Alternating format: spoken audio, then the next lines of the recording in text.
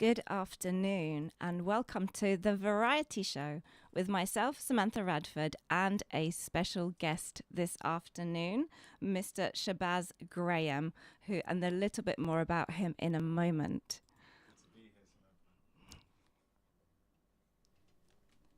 Really good to be here, thank you. Welcome, Shabazz. Well, you're here because we're discussing a really interesting topic. We're talking about asking questions and the vital importance of asking questions. Absolutely. It's something we start doing at a very young age. I'd say as soon as children start to speak more than a few words, the questions begin. Yeah. And I think you mentioned earlier that the average child will ask 300 to 400 questions a day. Yeah. And I personally have had the experience of looking after someone's child who did just that in one evening. And I still remember as a teenager getting incredibly frustrated with this child that would not stop asking a question about everything. Wow. And obviously because I was tasked with looking after her, I couldn't get away. So I just had to keep answering the questions one after another. So I have some memories of really experiencing what it's like to be asked a lot of questions. Absolutely. So it's a very It's a very human thing, isn't it? It is, and that's kind of partly your thing, isn't it? Absolutely. The biggest question that we are trying to answer is, what does it mean to be human? And one of the things that it means to be human is you ask questions. You ask questions because you're human, and you're human because you ask questions. Exactly. It's something that really defines our humanity. Absolutely. It defines our humanity, and that's something we're going to really get into. Mm-hmm. So welcome so much, Shabazz. I'm just going to introduce you briefly. So Shabazz is CEO of QCast, which is a really interesting new technology and app, has many applications. Social media platform. Yeah. Yes, and he's a tech entrepreneur. But it is questions and asking questions that was the very first starting point for really your journey. Yep. Into developing QCast. Mm-hmm. And we're going to talk about the questions side of it. But before we start that, I'm just going to play the first song, which does carry on with that topic of what it is to be human. Excellent.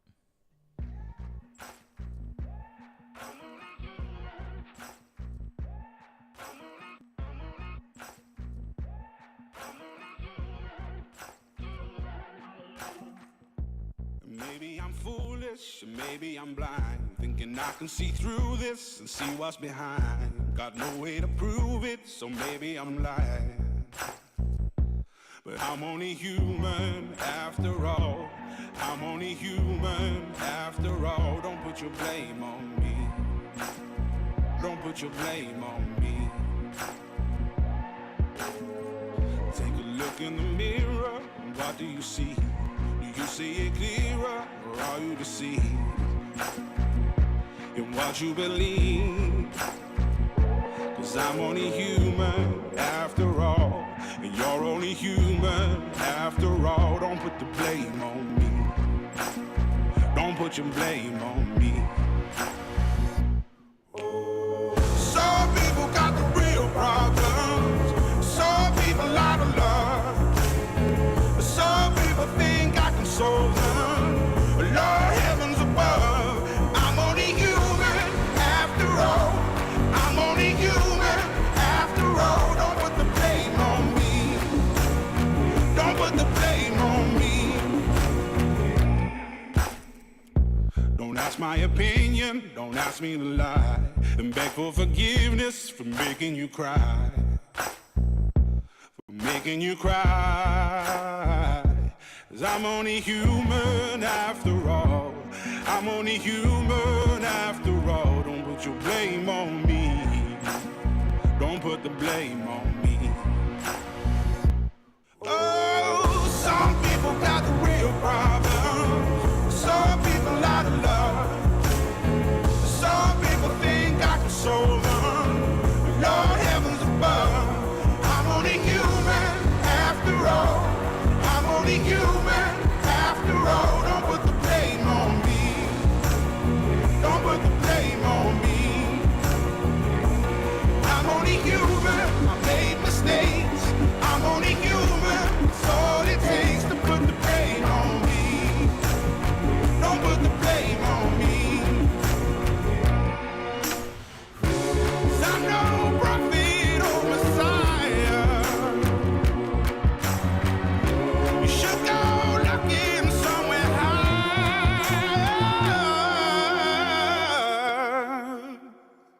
I'm only human after all.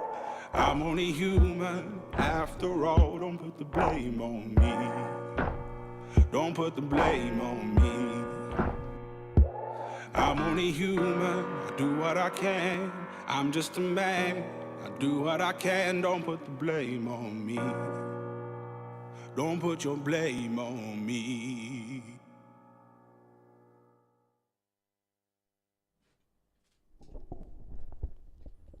Well, there is something about asking questions and then the trickiness of answering them. Mm-hmm. Absolutely. And the trickiness of being heard. Yeah. It's what makes us human, like the song kind of like outlines. Because, genuinely, in truth, think of it. The questions define who we are as humans so much that you can almost tell the kind of personality or character of a person by the type of questions that they ask. You know, if they're a little bit mischievous or a little bit kind of deceptive, they might ask questions that you could detect are a little bit too forward. You know, a teacher asks educative questions, especially to kids. Kids ask childish questions. Journalists ask journalist questions. Politicians tend to ask all type of weird questions. But yeah, the type of questions that you ask kind of almost define the type of human that you are, you know? That's interesting. So what you're saying is the type of questions we ask reveal something about us. Absolutely. Reveal maybe what's on our heart, what's on our mind. Yeah, it's specifically as well at certain junctions in our life. I mean, we all might ask the same type of questions throughout our lives, but you know, the journey of me getting married, I was asking myself a number of different questions that I don't need to answer anymore because I asked the big question, which was, will you marry me? You know, to my wife. And so I no longer need that to ask that question again, thankfully, because she said yes. But yeah, if you can, if I was an alien and I could only hear the voices of humans on Earth, I'll be able to detect the position or a specific time in a junction or period of someone's life by the type of questions I'm hearing them ask. You know, if I'm going through a specific period of depression, I go to a counselor and I ask questions to a counselor, and a counselor asks me questions based on that specific period.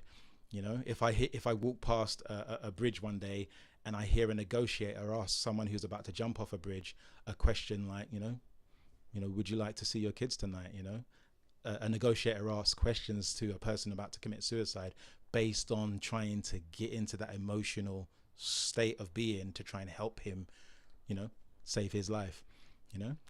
That's it. I mean, I did wonder how long it's going to take us to get deep with this question, with the question of questions.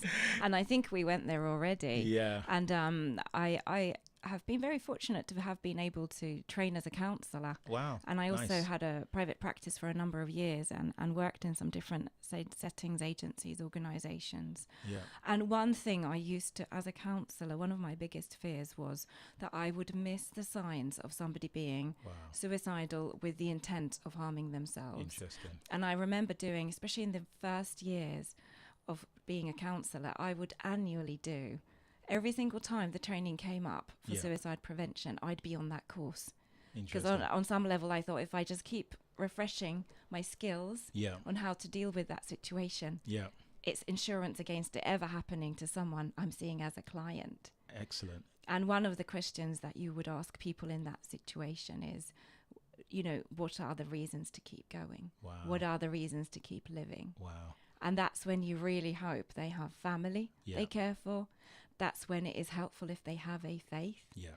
It can be helpful at that point. Yeah. That there is something for them to keep going. But that is the question. It's powerful, that is the question. Why keep going? Why keep living? And it's interesting because not only are questions powerful, but the answers that are behind those questions are powerful. One of our mentors in QCAS, I'll tell you a little bit about what QCAS is in a minute for your audience who don't yet understand what it is. But one of our mentors basically has a powerful book that they wrote called Questions Are the Answer. And in that book, there's a saying that he basically says, which has just given us the ethos for QCAS. And that that sentiment is, behind every breakthrough, there is a better question. You know, questions are so key and so important, but it's not just the surface level questions. It's not just the shallow ones.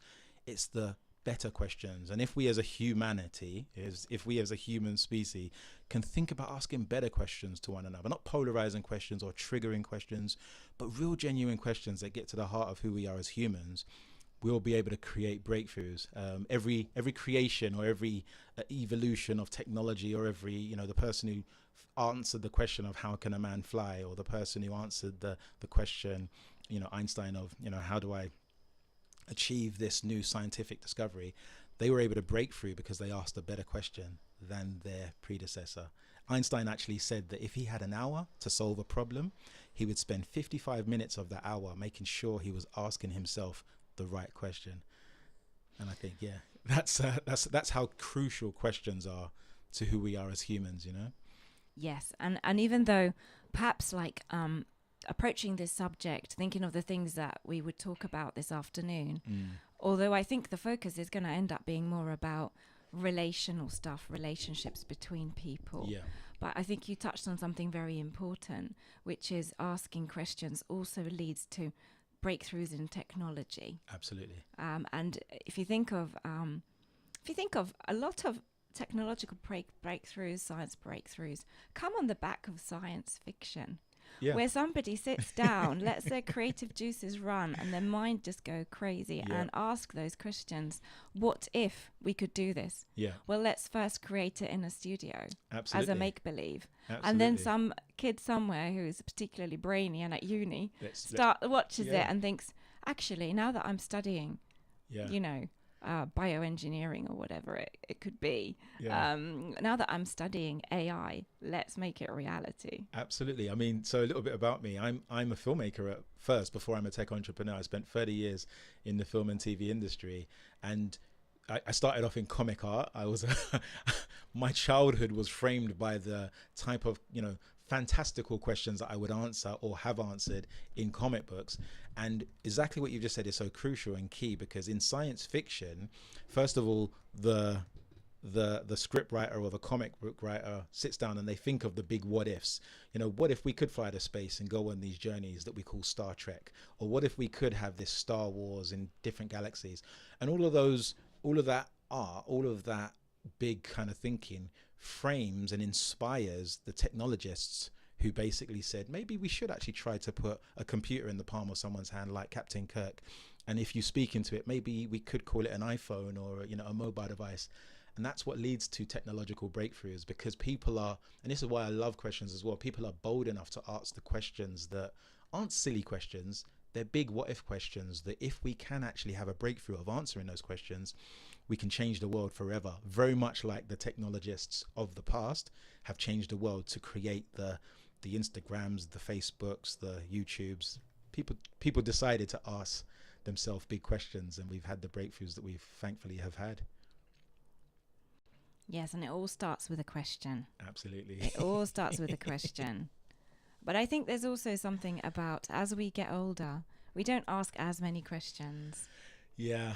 There is actually studies about the amount of education, the amount of questions that children ask going into education, that leaving education, there's something happens that prevents them from wanting to explore or ask as many questions afterwards. And sometimes that's a good thing. Some questions need to be almost culled, because some questions might not necessarily be as important as others. And if you have had a question answered, you've been educated and you therefore don't need to ask that question again. So we get that. But a lot of the time, children, young people especially, leave sometimes, public education with a sense of fear of wanting to ask the deep questions.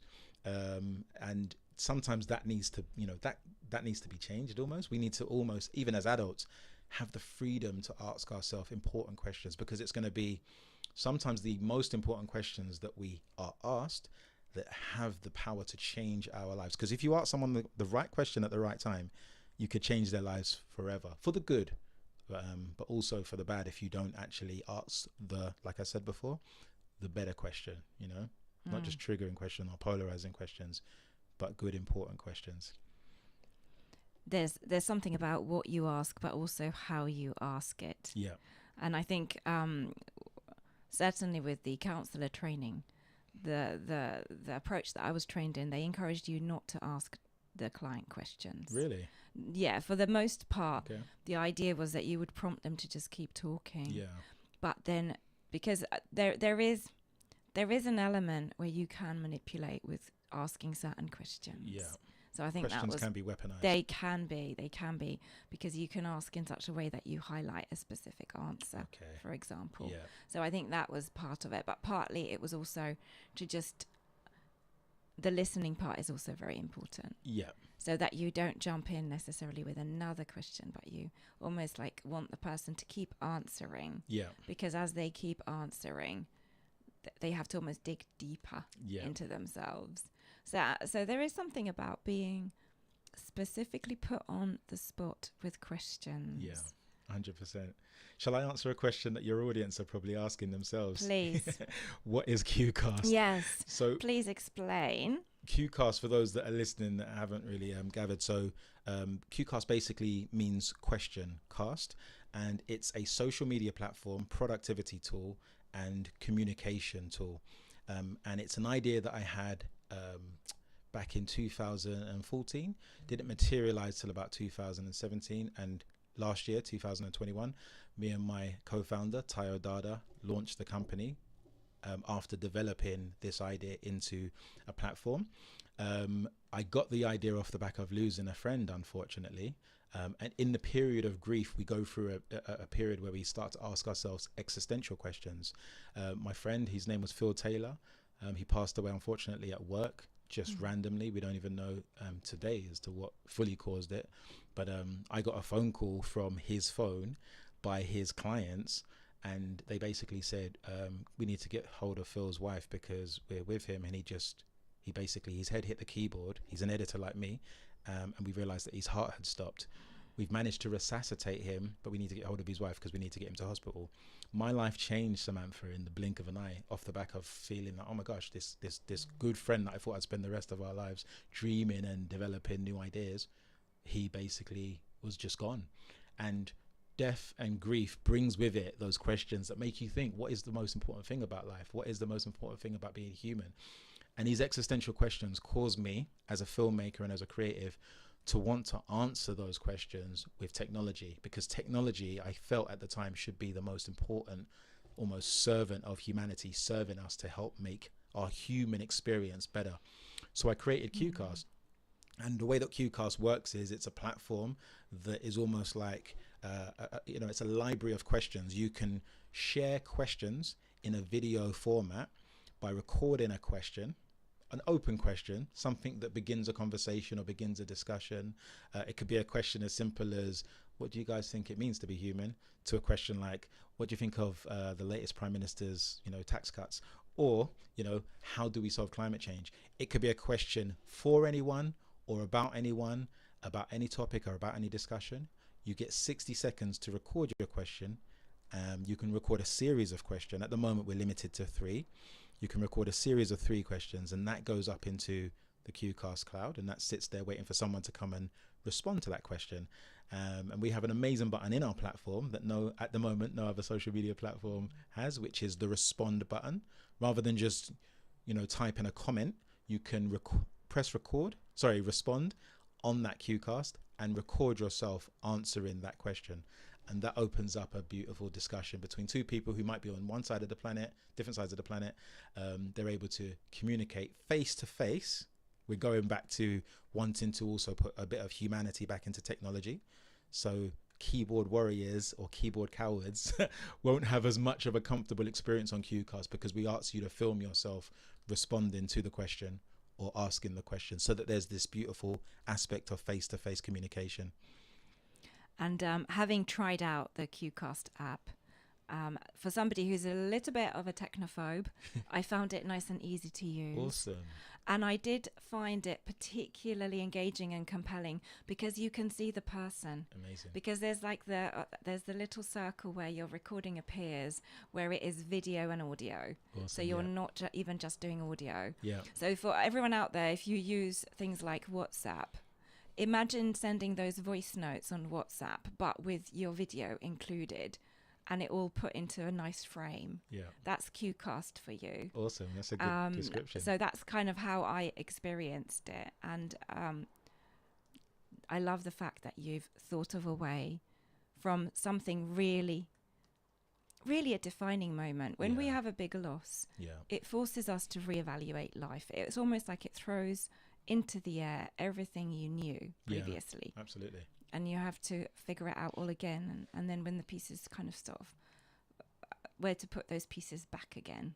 And it's interesting that that triggered in you the desire to ask those big questions and do it in a way that's accessible for people and encourage them to do it.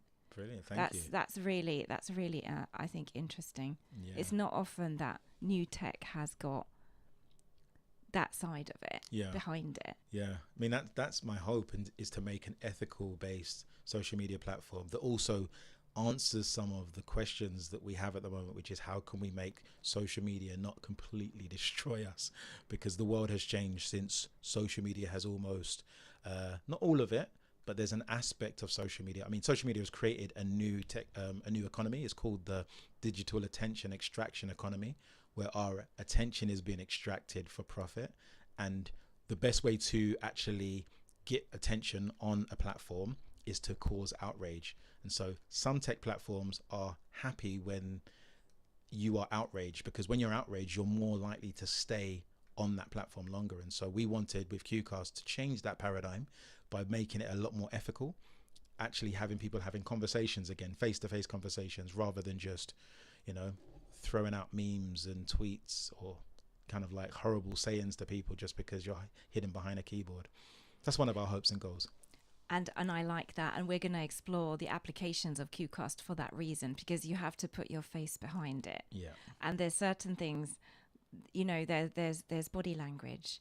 There's just knowing your face is going to go out there with your words.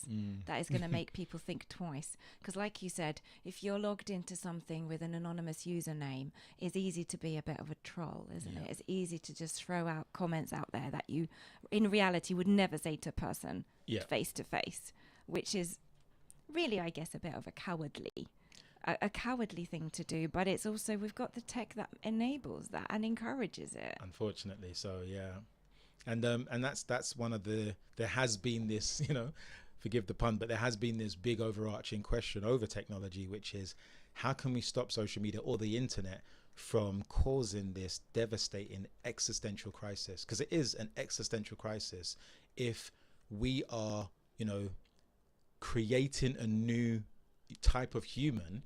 There is genuinely a new type of human that was created off the back of the internet. We call them digital natives. I'm a digital immigrant. Digital natives and digital immigrants are basically two types of people. Digital immigrants are people who immigrated into a digital world, people who existed before the internet. Yeah, so we're in that category. I think. Are you? I didn't want to. I am. I am. Know. I'm solidly in that category. So you remember an analog world? Yes, I remember having a Walkman. A Walkman. Oh, yes. My days. Mm-hmm. I remember carrying like 100 CDs around with my CD CDs, player, tapes, everything. And isn't it interesting that that's a world that digital natives will never know because they've grown up in a time where YouTube is TV, you know what I mean, and social media is, newspapers, and so not to say that there's a complete difference. There's sometimes a more appreciation by a person who lived in an analog world for the digital world. But anyway, there's this new unfortunate paradigm that's been created with digital natives, especially if a lot of what is on the internet or in social media is changing them in a negative way, making them, want to have plastic surgery to look like their Instagram filter, or making them want to actually think that they can get away with trolling someone and insulting someone, whether it's racially, sexually, identically, abusing someone's identity just because you're behind a keyboard, not realizing that when you grow up, you're going to get fired from a job or not hired by a job because of what you said in that Instagram post 20 years ago. And so there's a new type of education that needs to be almost put out there on social media to help people have more of a positive experience on the internet. And I'm hoping that QCast can be a part of that solution. That Hopefully. That sounds brilliant. That sounds brilliant. And you've reminded me of quite a shocking example of how one comment on Facebook typed into it was even a closed group. Really? Somebody typed a comment onto Facebook years ago, 5-6 years ago, closed group. When that person went on the radar as for their political activism, the people that wanted to quieten the person down found that quote, really? Took it to court, and they got a custodial sentence. Wow! On the really? back of it, yes. There is so actually. This can happen. What you put out there essentially stays out there. It stays out there, yeah, because it's permanent when it's digital.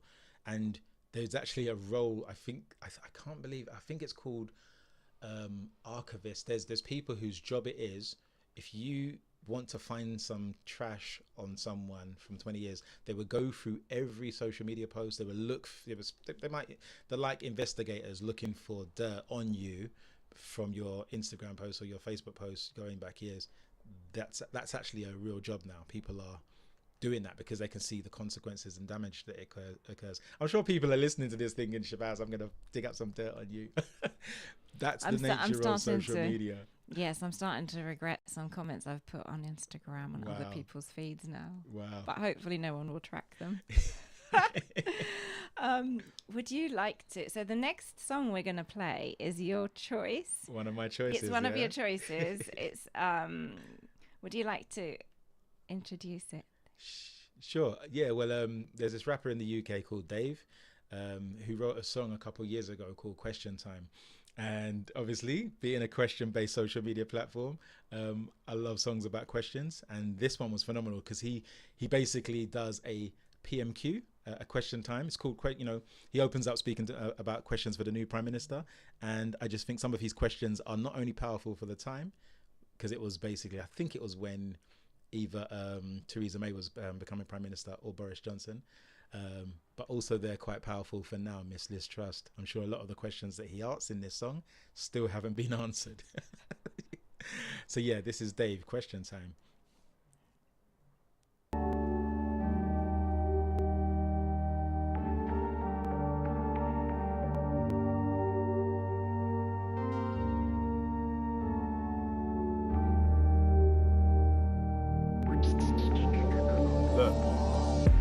Question for the new Prime Minister. How'd you have a heart so sinister? How are we so wasteful when people are dying in Somalia, Afghanistan, Egypt, Libya? The irony is we have no business in Syria, but kids are getting killed for all the business in Syria. And then they try and tell you that it's ISIS in their attempts at killing it. How many civilians died? So what's the difference between us and them? When you got drones killing kids just touching 10, then when a bomb goes off, every politician's lost like that last strike. It didn't kill 100 men. You ain't the same as them, but all that fuel for the fire is what you gave to them and what you take from them.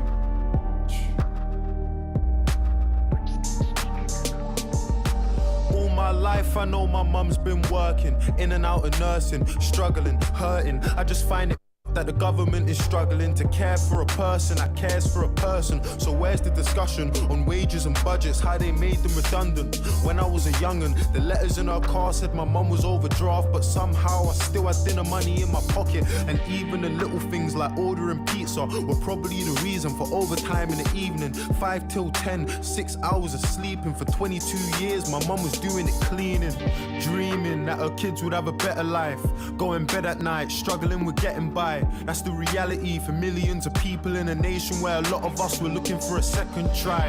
A question for the new Prime Minister, and please tell me if I'm being narrow-minded, but how do we spend so much money on defence and weapons to wage war when the NHS is dying, bursting at the seams? And what about the people that voted for us to leave for the money that it would see? 350 million we give to the EU every week that our health service needs. But now them politicians got what they wanted. Can you see an empty promise or a post on the street? Nurses in tears cause they're working every hour of the week and they still don't have the money that they need. You brought the heart of the nation to its knees. Underpaid, understaffed, overworked and overseen by people who can't ever understand how it feels to live life like you and me. Patients lying in the corridors cause doctors can't even find a bed for them to sleep. I remember A&E and all them sickening screams of a little girl waiting for a surgeon to be seen. Privatized healthcare, guns for police, increased uni fees. Is this what they're selling us? Or let me remind you, just in case you've forgotten, that we live in Great Britain, not in Donald Trump's America. Speaking of America, state and the president, with all due respect, I've got something to say to them. I just find it funny you can't give a hand to Palestine, but you can trade whole arms with Saudi Arabia.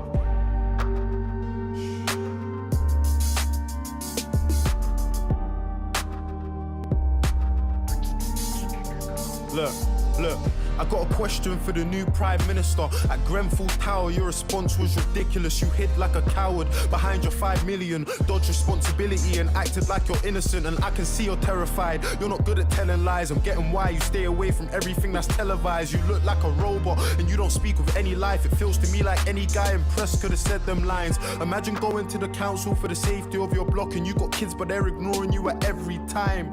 Everyone who knew about that cladding should really be going prison under rule of joint enterprise. But if it ain't a little kid with a knife, I bet that judge is going easy when he's giving him time. They don't deserve to be free. Any builder MP that knew about the conditions but did it to save cheese. When I listened to the things that the residents had seen, I was so shocked I couldn't even speak.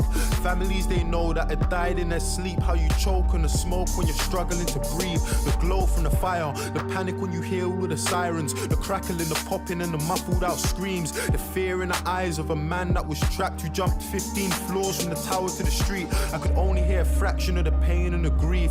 Closing my eyes, trying hard not to cry at the joy and relief in the face of a man when a woman from the flat said his neighbor was alive. No help from the council in keeping any list or the people that survived, his neighbors and peers. And for that whole meeting I could see that he was trying, so his smile was an island in a sea full of tears. Look, I got a message for our old Prime Minister, David Cameron.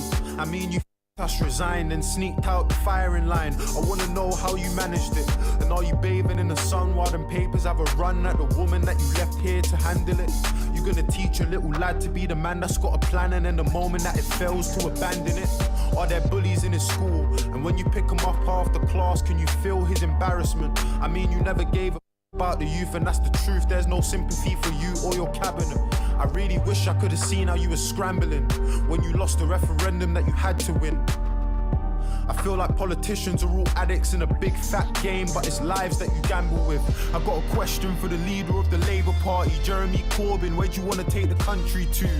Honestly, I want to put my trust in you, but you can understand why if I got trust issues. Do you really have the faith of your party? Do you really have faith in the party that will come with you? And how do you plan on keeping all the promises? Man, if I'm being honest, sir, I'm struggling to get with it. I just ain't getting it. Everybody's great until you get them into office, and then guys start forgetting things. Prove to us you're different. Don't promise me anything. Go and get justice for Sean, Charles and Edison. And if you haven't had the thought to vote yet or protest cause you don't really see the progress, I hope you know that what they're saying is affecting us. The small steps are way better than no steps.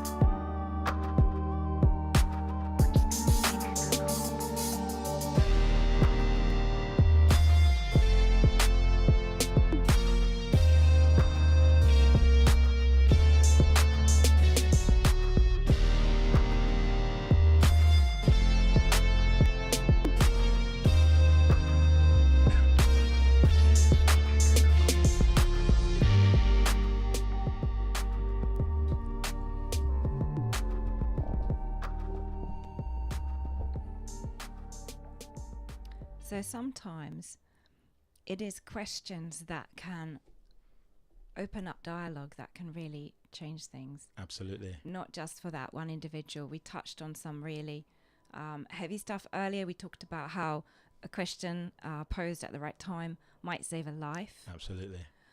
But there's also other applications for the platform that is QCast, that encourages dialogue between people that would maybe not normally communicate. Yeah. That would not usually communicate. Yeah.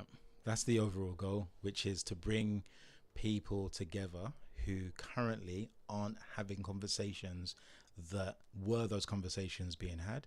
There could be breakthroughs, whether it's personal breakthroughs, counselors speaking to people going through mental health issues, or societal issues such as racism, identity, sexism, all of these isms.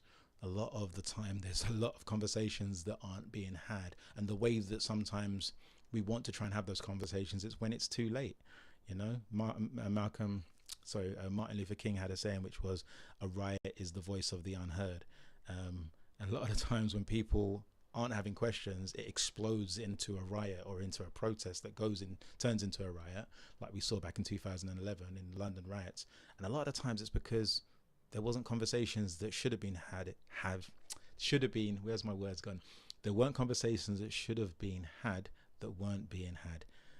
Because a powerful thing happens, Samantha, when you ask someone a question, a good question, there's a certain sense of care that the person who's been asked the question feels. You know, even if I don't have an answer for the question, the fact that you've taken the time to ask me the question makes me feel like you've cared for me, you know. And that's one of the things we would love QCast to do, just make people feel a little bit more kind of cared for, you know. Yeah, it opens up that communication, doesn't it? Yeah, it opens up really vitally important communication between not just individuals, but you were telling me that it can even be applied to groups. Yeah. And it can be applied to perhaps solving maybe issues in the community or social issues that 100%. Would otherwise the different parties we would never perhaps succeed in getting them around a table, all at the same time together to discuss something face to face. Yeah. And you have an quite an exciting sounding pilot project to do with this. Would you like to tell us more? Absolutely. So I'm limited as to what I could say, because obviously some of it's confidential and we have to wait until certain things are completely cleared. But we basically are in the process of speaking to community leaders who have a relationship with the Metropolitan Police about, you know, using QCast as a platform to engage, to create engagement between the police and young people. You know, communities are obviously full of young people. Some of them are very angry and frustrated at the police, whether it's for a lack of action or for actions that have occurred, like recently the Chris Cabba killing, a gentleman that was shot in his head in Streatham by the Metropolitan Police. So many actions cause questions, and questions literally are behind injustice or justice. And sometimes the lack of answers creates more frustration in a community, especially a community that might have felt like they are being treated in a biased way. And so the community and community leaders will have questions for the police, and the police will also have questions for the community and community leaders. And so you can't always have that on, you know, Twitter. You can't have those conversations necessarily just, you know, in an Insta live, you know, and those conversations aren't being had.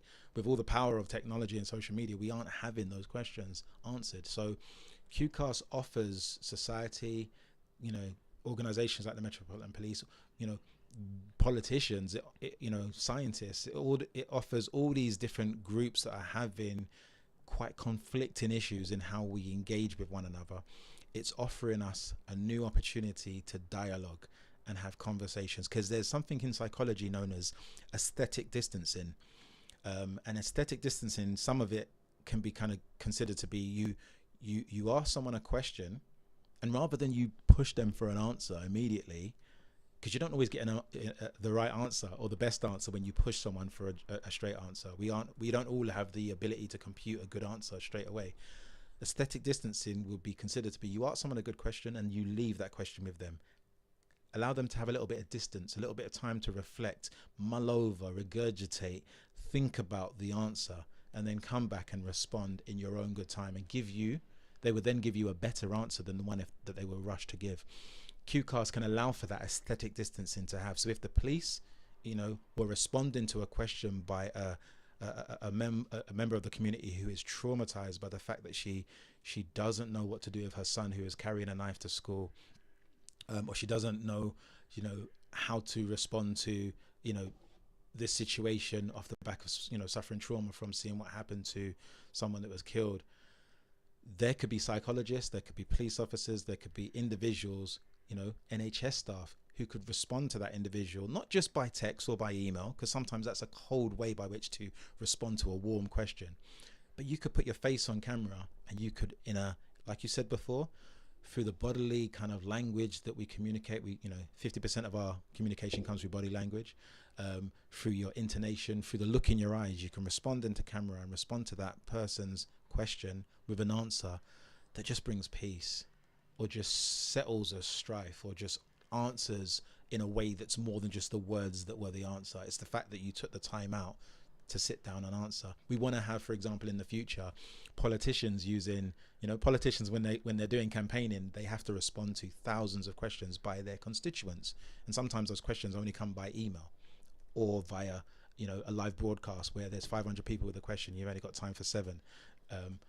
If a politician, we hope in the future a politician will say something on TV like, in my clinic this week, I will literally respond to your QCast questions for an hour a day, each day.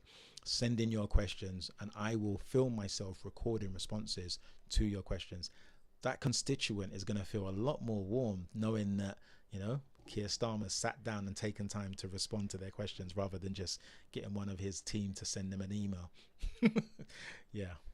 Definitely. So there's many applications. What I like about what you said is people and communities feeling that they are heard. Absolutely. That they're being heard, their concerns, their questions are being noted and then duly responded to. Yeah. And I also like what you said about the way QCast works is the question is posted and then you can respond, and it records it in exactly this. It will record the question again and then your answer on the back of it. Yeah. And it does give those of us that sometimes think of the best thing to say afterwards. Yeah. You know when you have that, you think of the great comeback too late. Absolutely. Which has happened to all of us. Absolutely. And then the next day or a few hours later, it just hits you and like, that's what I should have said. Yeah. So QCast gives you the opportunity to actually answer in a genius way also. Absolutely. Because you've got time to meditate. Yeah. And there is wisdom, isn't there? Because I think there's a proverb that says that you should meditate before giving an answer. Yeah. Be quick to think but slow to speak. Something like that. Yes. Yes. And we know the incredible power of words. Yeah. 100%. But what I like about this QCast technology is, rather than Twitter where it's just words and you're limited to the length to some degree as well, I think they've extended it, how many characters, but it's still limited. Yeah. This is a lot more personable. Yeah. Because you're looking at the camera, it's your face. Yeah. It's you, and because it's recorded, your voice is recorded. It's sound. You can sound a certain way. You can, like you said, say there's a issue in a local community and people and residents are questioning perhaps the local councillors, or they're maybe questioning the law enforcement, the police, and how are you dealing with this situation? Yeah. The fact that they would be able to give an answer through using that interaction with individuals is gonna. I mean, this is me now thinking more as a PR person, because I'm a communications specialist. Amazing. I'm seeing all the PR potential I love here that. You're thinking for about managing that. a crisis situation. And manage it through QCast, because then you can really give an emotive response. And I just want to add as well, because aspects of confidentiality are quite crucial, very crucial to certain questions. Certain questions you can add, you can ask on a public forum, but certain questions are better kept to a private space. So at the moment, we've launched only our public offering. We've got a public social media offering that can be used as a communication tool, but it's limited in that certain questions need to be kept to a private setting. So we'll be launching quite soon what we're calling QCast Eco, which is where you can have your own ecosystem. You can have your own organizational ID. So a company or a councillor or a political party or a hospital can have their own space of QCast where they invite people in who they might want to dialogue with through the QCast technology, but there's confidentiality. Very much like you create a WhatsApp group, everyone on WhatsApp isn't in that group. It's just the people that you invite in, and you have communication that's encrypted and protected by obviously the technology. You have that security within that group. I just want to emphasize that to your audience, because a counsellor wanting to use QCast to engage with someone who's suicidal, you don't want to have that session publicly. No, You want to have that goodness, session privately. And so it's just clarifying that questions change when they are in a public setting versus from being in a private setting. So when we launch that, which we're really excited to announce, Samantha, that's going to be something that I think is going to be revolutionary. So Keir Starmer can answer all of these questions in a private setting so that he knows he's just speaking, say, to journalists. Journalists, for example, can have their own version of PMQs. You know, it's not just the leader of the opposition that asks questions in a QCast kind of PMQ. It could be a specific journalist who doesn't have time to travel down to London to wait in a queue of journalists, you know, for 3 hours just to ask 3 questions to a politician. They could do it from the comfort of their own home.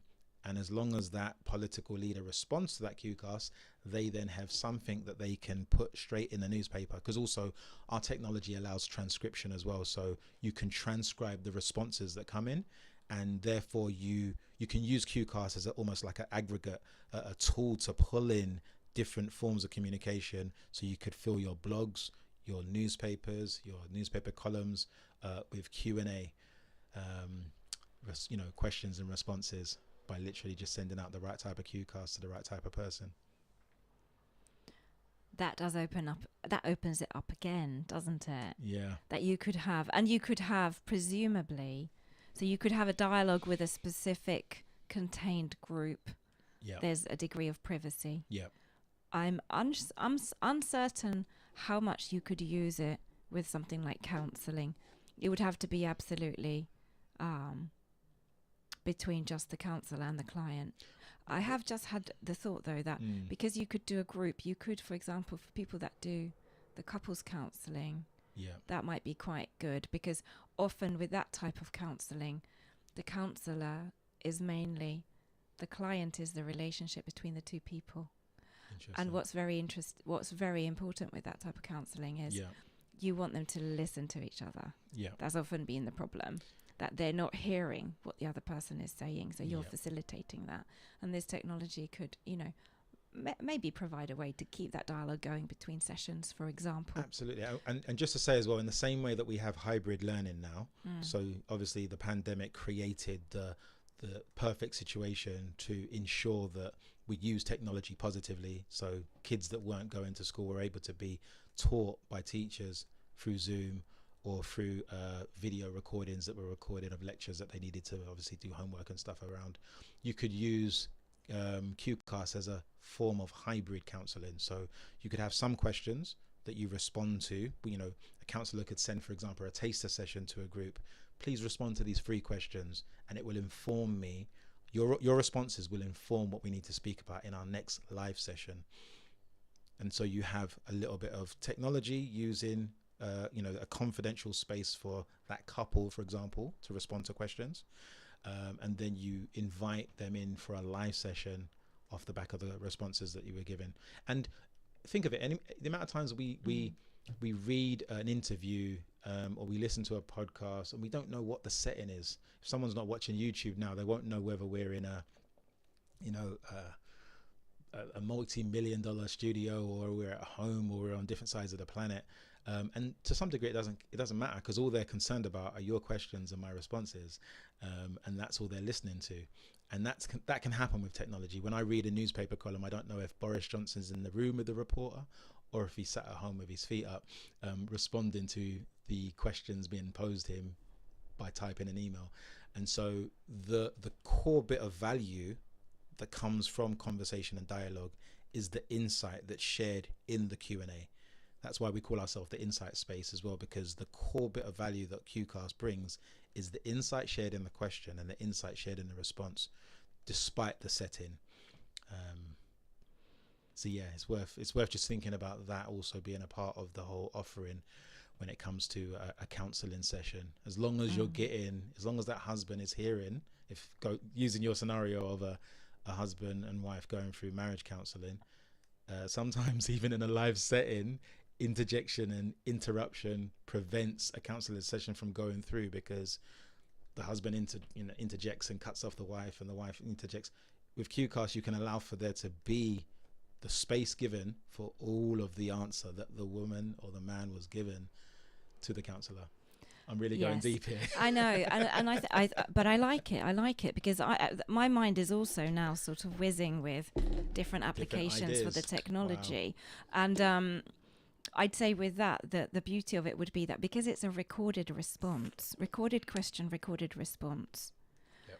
You might listen to it first time and you're quite emotional. You might be quite het up. You might be upset, but because it's there, you can go back and listen to it the next day when things have calmed down, when you're in a different headspace, and you might listen to it and have a different reaction. Aesthetic distancing again. Yes, and another thing that I just thought of is, in this weird post-pandemic world where people are working increasingly from home and remote working, one of the biggest problems companies have is maintaining staff and building that rapport between, for example, team members. You might be starting a new job and you've never met anybody in person. Maybe most of it has been done over Zoom. You've never met these people on your team in person. So again this technology would give an opportunity for communication maybe within teams, and then, you know, giving it that little bit more of the it's almost like the human touch, the human element that comes with the way it works. It's interesting you say that as well, because we're about our senior advisor is a gentleman called Tim Kobe. Tim Kobe was described as Apple's best kept secret. He was a gentleman that basically worked with Steve Jobs for 12 years to help create the Apple retail program that you and me know as the Apple Store. He basically is the creator of the Apple Store. He basically, his speciality is human experience. Retail basically took a shift over the years and moved towards wanting to give people a human experience when they walk into a store. You're not just walking into a retail shop, you're walking into a human experience. When we go into the Apple Store, the ceilings are high, the technology separated quite, you know, wide. It's not all butched together. The tables are quite high. You know, there's a warmness in terms of how they communicate, the actual, you know, staff and everything. That's all Tim Kobe's bag. He basically helped create and shape the actual human experience you have when you go into the Apple Store. He advises us with QCast, and he's like our Yoda. We've poured his insight into QCast to give it that human experience, touch and feel. And we're about to start a mentorship program with his company. His company is called 8 Inc. And they basically have 11 offices throughout the world.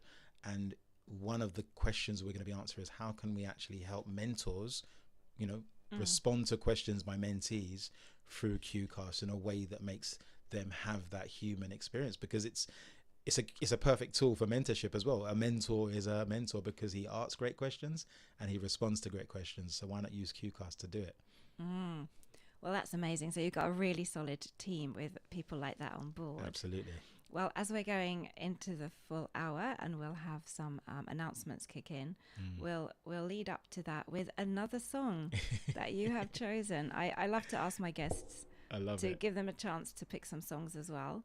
So we're going to be listening to another song about questions. And it's There Are More Questions Than Answers by Johnny Nash. Enjoy, guys.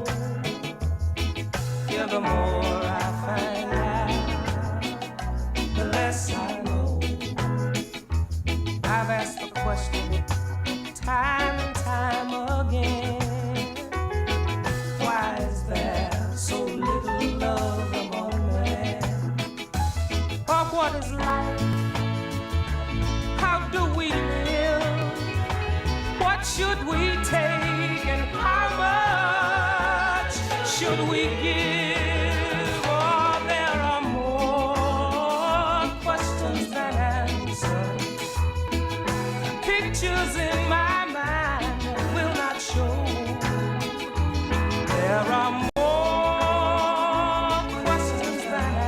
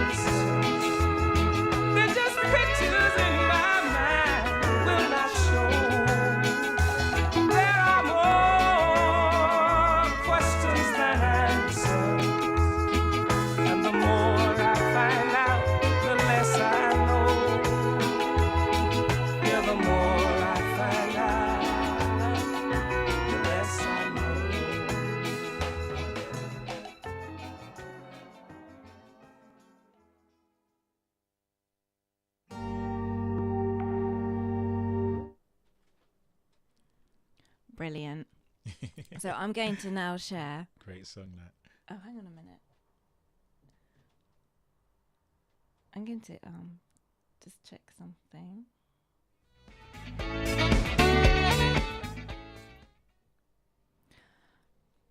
I'm going to share my experience of QCast, which was really an exciting one. Was it? Nice. Yes, because I got to interact with an artist, a rapper called Triple O, who just released his new album, which is definitely worth checking out. Nice. And the QCast app kind of gave me the opportunity to answer his question about which songs I particularly liked, give some feedback. Yeah. You know, how often do you get to give feedback to an artist? Yeah. Unless you know them Directly, personally. yeah. And this was somebody I didn't particularly know personally. And also ask him a question. Yeah. So I got like this moment of being a music journalist. Yeah. Living all those, you know, enemy dreams. Love it. You know? Love it. That's another amazing application that we see with it, that every artist has fans. And every fan wants to actually be engaged with their artist.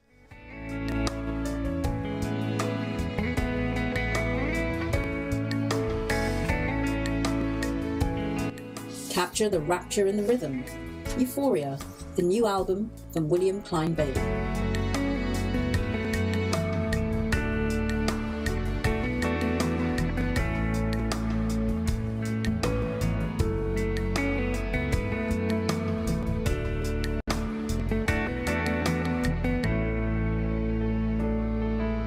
Euphoria, the new album from William Klein Bailey. Me, Samantha.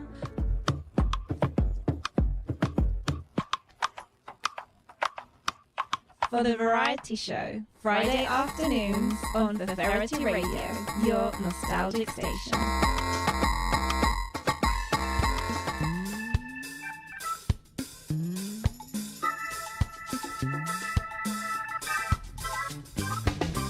Hi, my name is Gordy. Join me for the best in jazz, soul, and more. Saturdays, 11 a.m. to 2 p.m. on Feferity Radio London, your nostalgic radio station.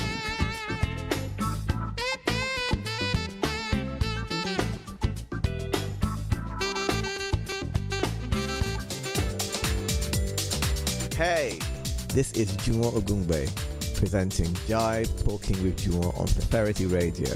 On the last Saturday of every month from 2 till 4 p.m. And on Thursdays between 6 and 8 p.m.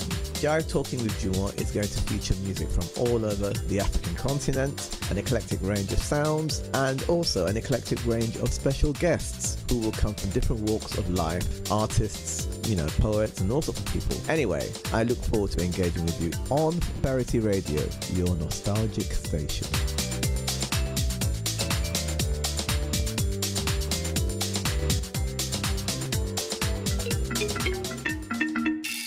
Feferity Radio, your nostalgic station.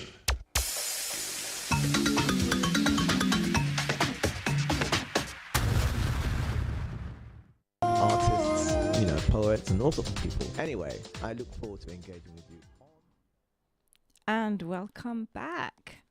Welcome back onto the variety show every Friday afternoon, 2 to 4 p.m. and 4 to 6 p.m. So please do tune in. Today I have got in the studio with me Shabazz Graham, who is a tech entrepreneur and CEO of QCast. For those who have just joined, QCast is a really interesting app and a new technology which allows you to ask people questions and they can respond. And it's almost got like multiple millions of potential applications.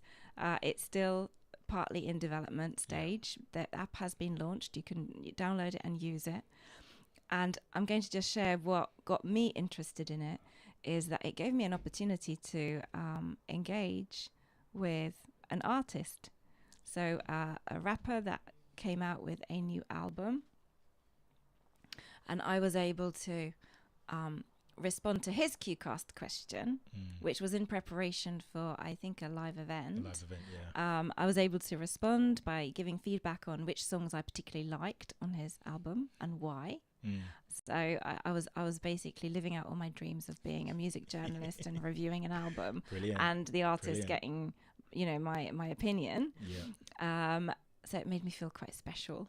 Nice. You know, and the other thing it allowed me to do is ask him a question, put him a little bit on the spot as to, and again, living out my music journalism dreams. Love it. So that was a really exciting way to use the app. So it's got like a more creative side to it.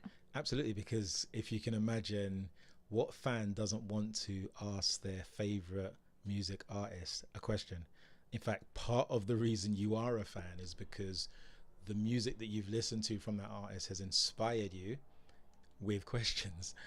You know, from like, why did you write that song? What did that lyric mean?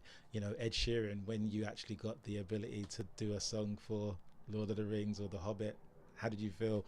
All of those things are things we want to, say to our favorite musicians. And I'm happy you had that experience. That's amazing. Yeah, and it was fun, and it felt interactive. Yeah.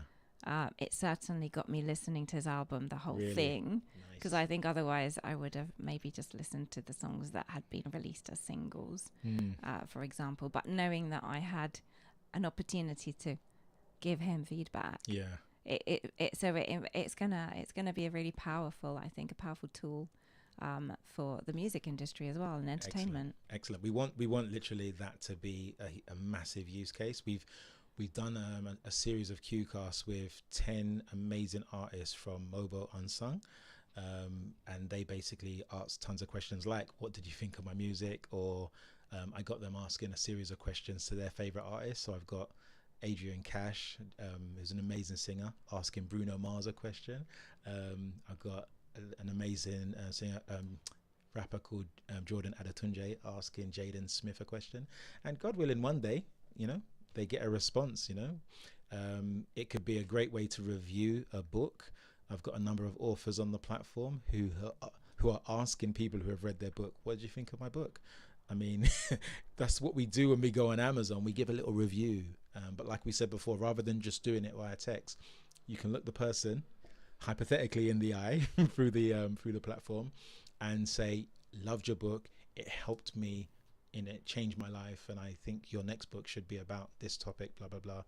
When you be kind of like, you just feel so grateful as an author if you've got this pure, beautiful form of a review coming back, video, audio and text, because it's transcribed.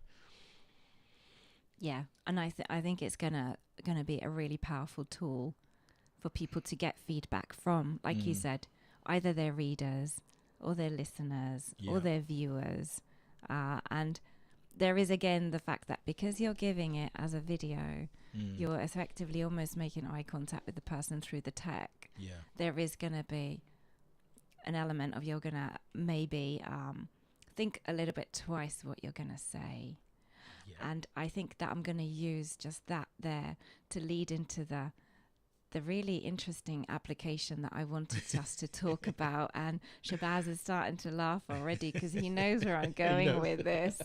I love it. And I love the fact that you've considered the application of this technology to meeting people online and online dating. Absolutely. Which I think post-pandemic has just become even more of a thing. Yeah. So many people now are meeting online. Yeah. However, it is not without its pitfalls. 100%. It's not without its pitfalls. And I've got a rather dramatic song that came into my mind when I started thinking about the pitfalls of the fact that you can hide who you are on many of these existing applications. So I'm going to not sing it. I'm going to spare you all me singing it. Go ahead, karaoke. I'll have to remember to switch my microphone off, actually. But this is a song that just popped into my head this morning. I haven't listened to it for a while. It's from some years back. It might not even be that well known by a lot of the listeners because it is more of maybe an indie track, I would say. But it really talks about the fact that you just don't know sometimes even the person next to you. Wow. You don't always know exactly who they are. So this is a song by 21 Pilots, and it is called Heathens. Nice. All my friends are heathens, take it slow. Wait for them to ask you who you know. Please don't make any sudden moves. You don't know the half of the abuse. All my friends are heathens, take it slow. Wait for them to ask you who you know. Please don't make any sudden moves. You don't know the half of the abuse. Welcome to the room of people who have rooms of people that they loved one day docked away. Just because we check the guns at the door doesn't mean our brains will change from hand grenades. You laughing on the psychopath sitting next to you. You laughing on the murderer sitting next to you. You think I'd get here sitting next to you. But after all I've said, please don't forget. All my friends are heathens, take it slow. Wait for them to ask you who you know. Please don't make any sudden moves. You don't know the half of the abuse. We don't deal with outsiders very well. They say newcomers have a certain smell. Yeah, trust issues not to mention. They say they can smell your intentions. You laughing on the freak show sitting next to you. You laugh some weird people sitting next to you. You think how did I get here sitting next to you? But after all I've said, please don't forget.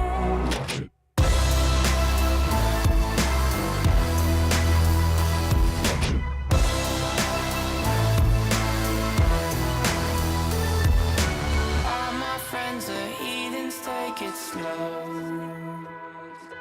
Wait for them to ask you who you know. Please don't make any sudden moves. You don't know the half of the abuse. All my friends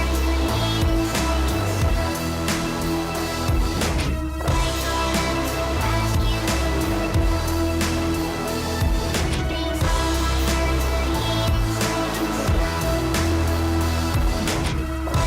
friends take it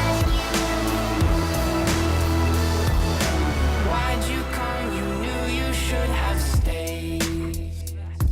I tried to warn you just to stay away. And now they're outside ready to bust. It looks like you might be one of us.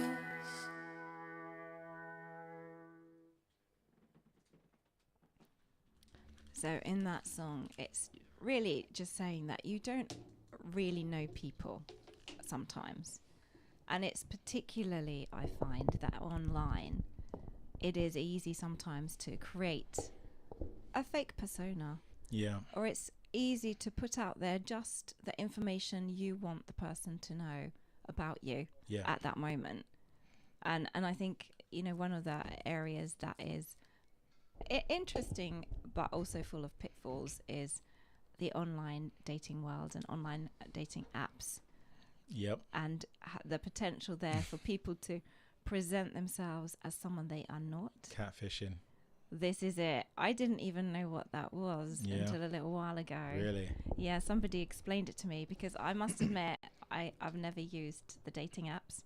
I vicariously live through friends who do. Okay. And hear stories. The horror stories. I hear the horror stories, some of them, of people, them then catching people out sometime later from, you know, things that they can read almost between the lines. Yeah. The person is not available at certain times, which indicates maybe they have a relationship already. Yeah. This type of thing, or they're very kind of cagey about revealing things about themselves, or even showing their true face. Absolutely. There's anonymity online has, you know, sometimes there's some benefits because you need to protect your identity, but sometimes it basically offers the most horrid type of people a platform for them to be horrible and to share their horridness. And in essence, we've gone full circle, because we started the show speaking about what it means to be human. And we can't be naive with that question, because some people, unfortunately, have a human nature that isn't too positive. Whatever reason trolls have in their past, whether it's bad upbringing, whether it's just desiring to be cruel, manipulative liars, and those people exist online. They're a part of our society. And I think one of the thing, and this is one of the things I want to do as a technologist, is use social media and use technology to try and give a louder voice to the positive voices, the people who are really looking for love. For example, we're speaking about the dating side of things, and kind of just bring down the volume of those that are wanting to be trolls or triggering or racist or sexist or abusive or liars. My sister put an amazing question out online on Facebook the other day. She basically said, would all married men stop trying to speak to me on my dating apps? And I was like, isn't that crazy that you have married men trying to actually pick up women on online dating apps? Because that's just the nature of this level of I would say, I don't want to say depravity, but sometimes it is just a person being quite depraved and being quite manipulative and deceptive, and using social media platforms and technology to, I would say, let's call it what it is, to actually groom, or to, what's the word again, when you target someone in a negative way. Well, there's an even stronger word. Well, actually, grooming is used of people who target even underage, which is obviously, actually, that is a problem online. Yeah. Big time. Because people can pretend to be a different age than they actually are. So a 17-year-old thinks they're talking to a 17-year-old, and actually the person is 32. So this type of thing happens. But there's also stalking. Stalking, that's the word I was thinking of. Definitely, yes. You're basically stalking. Yeah, so in the cyberspace. Yeah. And one of the key things, and this is where I'm hoping to, use QCast as this gauntlet that just brings an end to catfishing, brings an end to anonymity when it comes to searching for love. Because when someone, I would just literally say this, when someone's searching for love, and I'm a humanitarian at heart. I'm someone who cares for people. Society is a social contract. That's what makes a society work, is when we have this social contract. You give me money, I give you product. Let's go down this road at the speed of the road, because we might harm kids and stuff. Social contract. There's questions and answers. There's agreements between us in a society. We're online. We are an online society, and there are some things that shouldn't be, taken for granted. And if someone's searching for love, as I was, because I actually met my wife on a social media platform or an online dating platform, I was searching for love.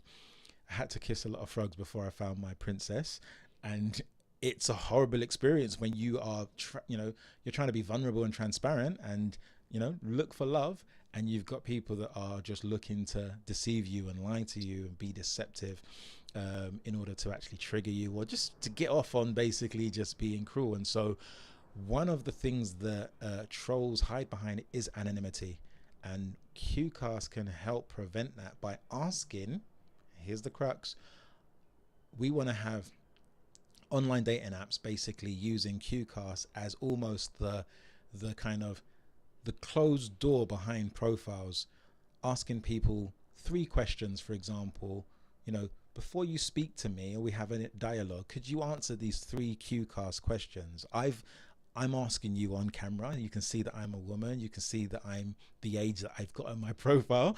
You can see that I'm not Kim Kardashian, because that's some picture that a troll or a catfish might put on. And I'm going to ask you 3 questions. Are you married? Do you love your mum? Do you want to have kids? Please answer these 3 questions before we begin a dialogue, because they're going to help me cull and, save a lot of time and cull a lot of time wasters. So QCast can, and if a man or a woman jumps on QCast and responds, even if they are nervous, body language helps, lets the woman or the individual who's looking for a suitor know that this is a genuine human being. Their picture on video looks like their picture on their profile. It's not The Rock or Kevin Hart or any of these other guys. It's the actual person who's got a picture on their profile. If they respond to those 3 questions, then that individual could open up their profile and we can begin dialogue. So QCast can be used to actually, and I've said it first on your show, Samantha, QCast can be used to obliterate catfishing. I love it. I love the fact that for those people out there who do use the dating apps, the dating sites, like you said, to maybe cheat on an existing partner by only putting out certain things about themselves, or they put out not their real name, not their real picture. That's all possible because nothing is verified as such. I love the fact that with this technology, the face and the voice will have to match. And once you put your face out there again, people will think twice about their face being out there on the internet. Exactly. Saying if you're something. married and you're on a dating app on a QCast saying, I love you or I love your profile, then that's evidence I can use against you in a court of law that says this man's married and he was actually trying to deceive me. Or the wife might want to divorce that individual and they've got the video evidence. And for the people that I want to quickly say something, for the individuals that might think, well, people aren't going to use your platform then because, you're going to get less people using your platform. That's better. I'm like, fine.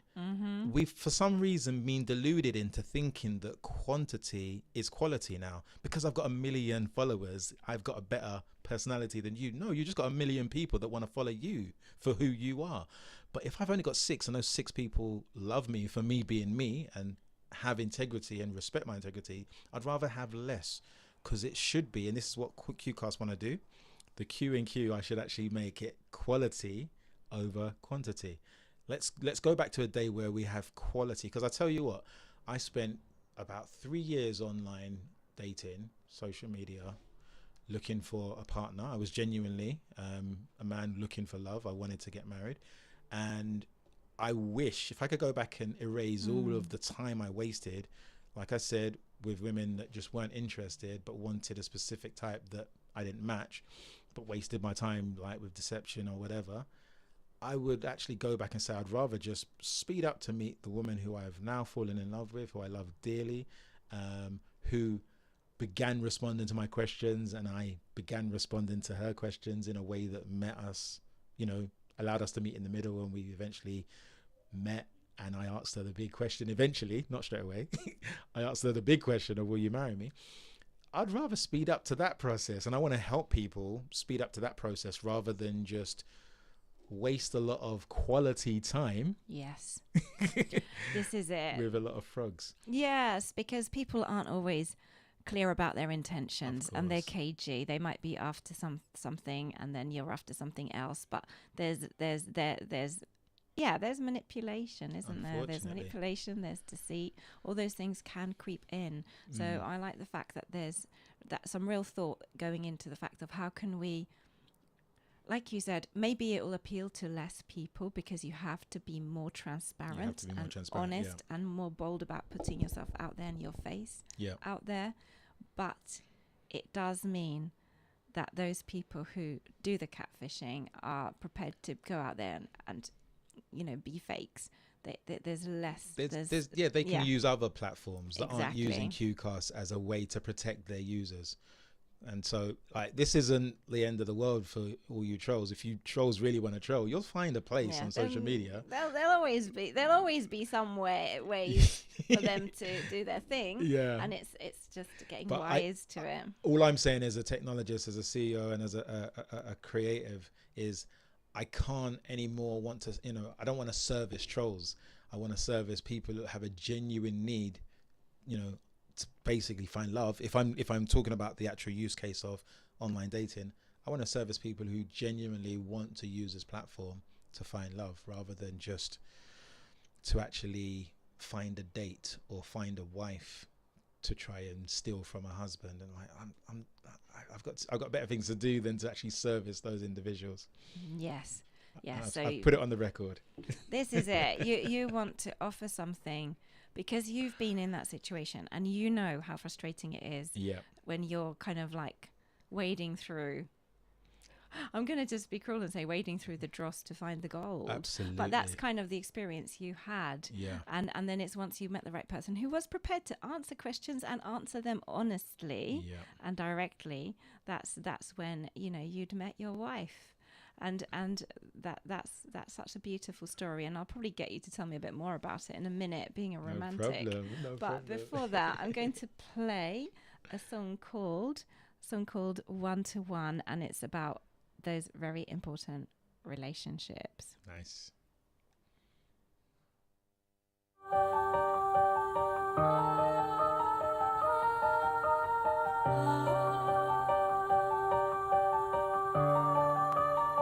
She said I've won, 'cause I got the victory in Christ, I'm the one, yeah. I said you turn me on, my volume turn up as a television.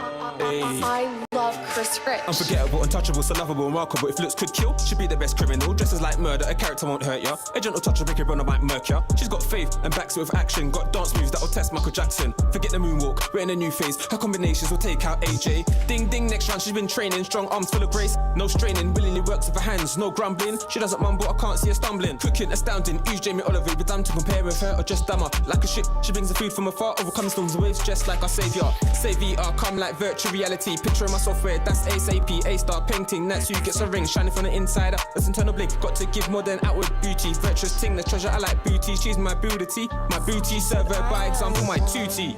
'Cause I got the victory in Christ, I'm the one, yeah. I said you turn me on, my volume turn up as a television. Hey, she said I've won, 'cause I got the victory in Christ, I'm the one, yeah. I said you turn me on, my volume turn up as a television. Hey, hey, hey. There's another type who's always on a hype. Skins like tripe and it goes over right. She eats the food with her mouth and then wipes it. This says I ain't done no wrong and start smiling. God calls her simple, she lacks understanding. Gives a bit of knowledge, wants to shine like bling. Loud like an elephant, never at home. Enticing guys with her lips on the phone. She's smoother than oil, lips glazed like honey. Like a hunter, get eaten like the Easter bunny. Like a joke, you get laughed at, but it weren't funny. 'Cause you despise correction in your heart like a dummy. Bro, thought he was in love, but it was lust. Like a rich man turned broke, you sure did bust. But the message to save, forget condemnation. Christ that if you'd loose one and all nations. And all pagans to put down the play guns. Big ones, tight ones, big ones. Judgments coming, don't wanna be on your ones. Without the Christ, don't think of it, not a bit too legit. Best know that he's more than lit. Light up your friend, don't bring in salvation. When will this happen? Anytime, occasion. When you're ready, done, don't fight it. Or hold back, jump on, no street fighter, no rejected, accepted. So you know we got that add-on. No street fighter, no rejected, accepted. So you know that we got that add-on, add-on, add-on. She said I won, 'cause I got the victory in Christ, I'm the one, yeah. I said you turn me on, my volume turn up as a television. Hey, she said I've won, 'cause I got the victory in Christ, I'm the one, yeah. I said you turn me on, my volume turn up as a television. Hey, hey, hey. Back to the original one, she's like a don. Intelligent and cute, she's got something to contribute. Like an athlete, the woman's got stamina. With energy like a fully charged battery, she'll lap ya. Spends time with the Lord's strength from above. She's kind like Christ, filled with love, committed to the end. She's got character, honor is her clothing. She's more than a star. Makes her own garms, has her own brand. Builds her own ounce with a fam. She's got land, she's got mercy. In her purse, she gives to the poor 'cause her family need a bursary. No sorry, she's great with children. Millie loves her, she inspires million. But I light up the man them. Ask Billy, I stay lit. She know I got Billy on. For real, she speaks with great insight. Kindness on her tongue, I taste that with my tongue ripe. Big man thinks she's daughter of the most high. Communicates wisdom, she's far from shy. No KFC, but she's pressing breast and thighs. No pork, I like tilapia and Thai. It's like this wife is an angel, the clean thing. But she is fly, she's popping, so I sing. It's like this woman can't do no wrong. Do no wrong, do no wrong. She communicates with God and she stays so strong. In the most delightful way. She said I won, 'cause I got the victory in Christ, I'm the one, yeah. I said love you Chris turn me Rich. on, my volume turn up as a television.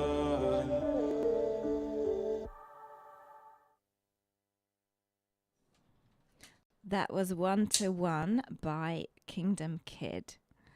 And you can find his music on Spotify. And if you wanted to hear him live, I'm excited to tell you about a completely new event that is starting this Sunday. It is a gospel drill church service. Yes, you heard that correctly. You heard the word drill and church service all in one sentence. There are many, many amazing Christian rappers around. Some well-established talent and some new talent that's just rising and emerging. And the beautiful thing is that you don't have to now just wait for a specific concert to hear them. But from this Sunday, every Sunday, there's going to be a service in Croydon at 1 o'clock. That's the Gospel Drill Church service, 1 p.m. on Sundays, starting this Sunday, which is the 16th of October, and it's Lansdowne Hotel. So if any of you know the East Croydon station, Lansdowne Hotel is next to it, opposite Box Park, opposite Box Park, just slightly down the road is Lansdowne Hotel, and you will find the Gospel Drill Church service from 1 p.m. And you can hear not only Kingdom Kid, but Jay Walker, Leon, Rev J, and a whole host of other names will be there as well. So I hope you enjoyed that. You are listening to The Variety Show with Samantha on Feferity Radio London. Make sure you tune in on Fridays. I'll be here on alternate weeks at 2 p.m. and 4 p.m. So next week it'll be 4 p.m. and I'll have another amazing guest lined up for you. However, I have an amazing guest in the studio, and let's get him talking again. We have been talking about the application of this new technology called QCast that allows you to record a question and send it to somebody or a whole group of people, and they respond by recording a question. What makes it different is it's a little video, so your face is also shown.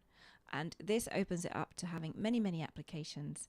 And one particularly exciting area that I'm excited about is that this could potentially be a tool to end catfishing, especially when it comes to things like online dating. Yep, absolutely. That's the hope and goal. If anyone's listening who knows the CEO of any of these online dating platforms, please let them know.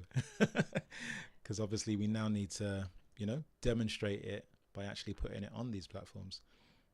But there is a way that, just to say, there's a way that you can integrate QCast also into other websites. So we aren't just a social media platform that sits on our own, URL. We have a plugin feature which allows you to actually take an aspect of QCast, the QCast environment, and integrate it into your website.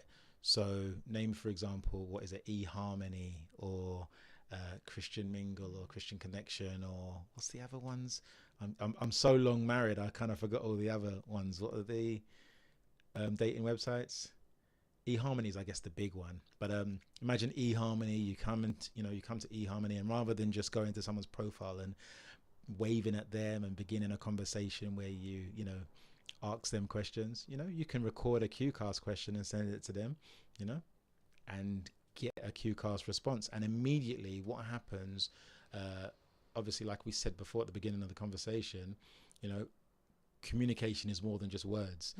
I think it's 50% body language, 30% tone of voice, and only 20% the actual words you use to speak. So you can, sometimes online we're limited to a one-dimensional conversation because it's only the words that I'm seeing typed, whether it's in a messenger or in an email or in a chat box, whatever. But if I'm seeing eye contact, and if I'm seeing body language, if I'm seeing, and I'm hearing tone of voice, it adds to the experience. We call it immersive engagement. QCast will bring immersive engagement, allow me to be more immersed in a person's body language and whole form of communication. That's why I will have to give a salute to another social media platform that came out during lockdown that we all loved, which was Clubhouse.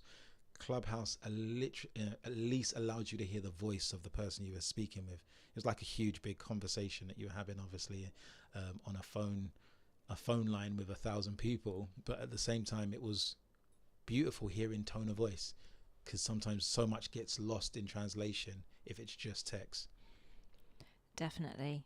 And I think Clubhouse, it was especially important during the pandemic because it gave people an opportunity to connect and have conversations that were not, and connect with new people, which wasn't really otherwise possible at the time. So it did serve that purpose, and it's still used. Still used a lot. It still serves the purpose. And I think what I like about this is the Qcast. You can direct it either to an individual or a group. Yeah.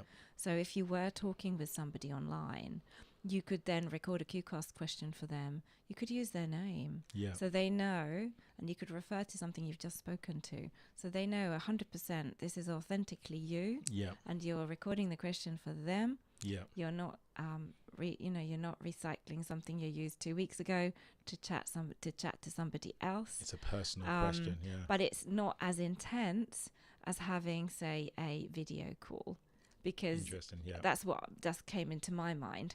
Is it's not as intense as a video call, because you're not live as such. You can record the question and then they can watch it, and then they can record their response. And the technology shows the two next to each other, the image of you and image of the person asking the question next to each other, which does kind of create almost like a bit of like a connection. Absolutely, because one thing that social media brought, and I said just the internet in general, we all love to have FaceTime with, whether it's our favorite celebrities or FaceTime with our auntie.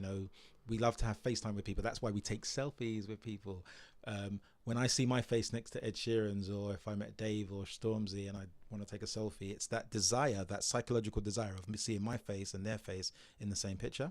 So what you're speaking about in regards to after the question and answer has occurred, Qcast basically puts the question and the answer together. So you have FaceTime with, if it's President Barack Obama or former President Barack Obama, if he's asked you a question and you've responded, or you asked him a question and he's responded, that doesn't just sit online. You're able to actually save and download and share on your other social media platforms that conversation. So you see the face of President Barack Obama and your face beside each other, him responding to your question.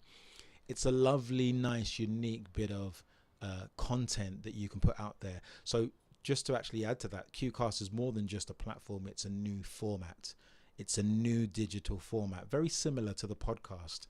When the podcast came out, everyone was asking the question, well, what is a podcast? Well, it's not radio, but it's not also not YouTube. It's not video. A podcast is asynchronous. Asynchronous means you can come to it at any point in time. It's on demand rather than it being sync. When we're in a Zoom call, it's in a live setting. It's in a synchronous format. YouTube videos that we go to and click on demand at any point in time at our own convenience, that's asynchronous. So Qcast is an asynchronous communication tool that allows you to respond to people and ask questions in your own time rather than being forced to, like we said earlier, being put on the spot. I'm learning all these new techie words. Asynchronous. I'm going to be dropping that into conversation and sounding like, and then being really pleased with myself and thinking, I sound like I'm really on it now. I know what. Please, it can make you sound a little bit. I even hate sometimes saying it, but it's the word, right? It's just, I don't blame me, blame the dictionary. But that's the best way to describe it. I get what you mean though. So asynchronous is it's not live. Yeah.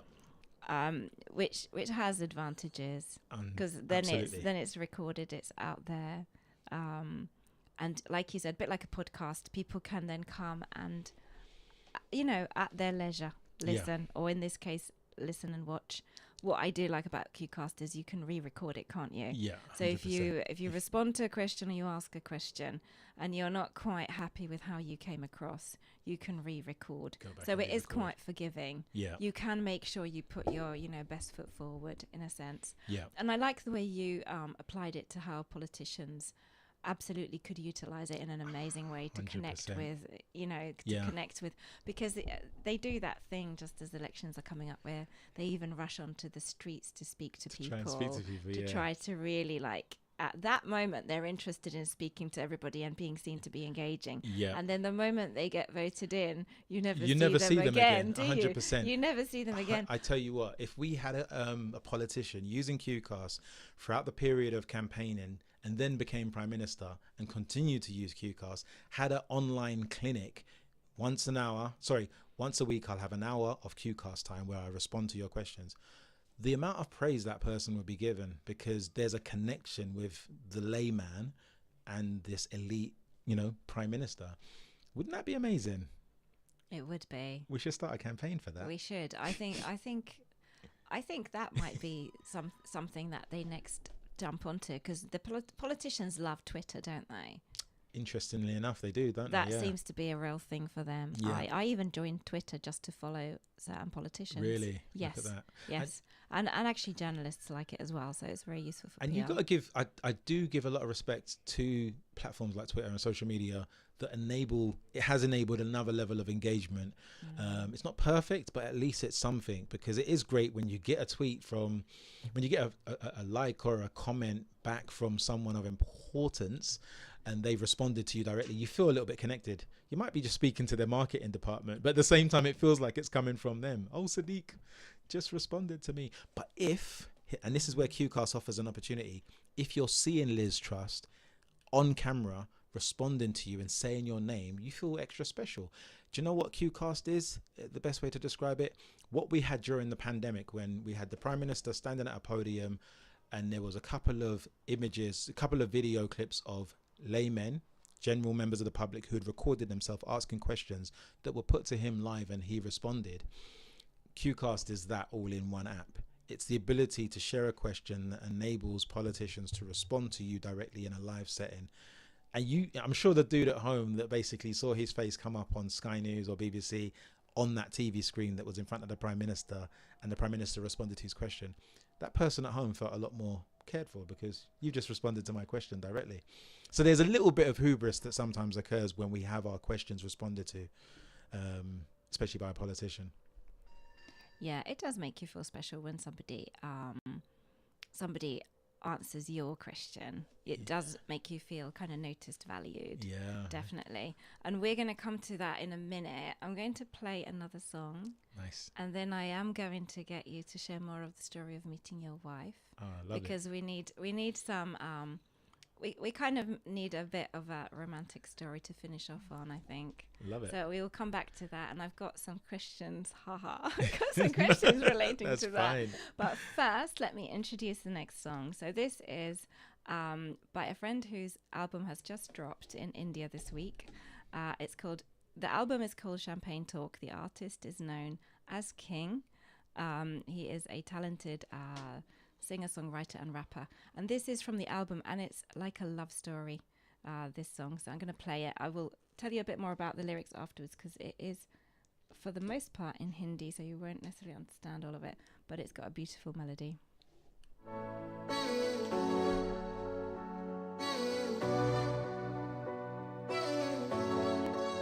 मैं तेरी आंखों में उदासी कभी देख सकता नहीं, तुझे खुश मैं रखूंगा सोनिया।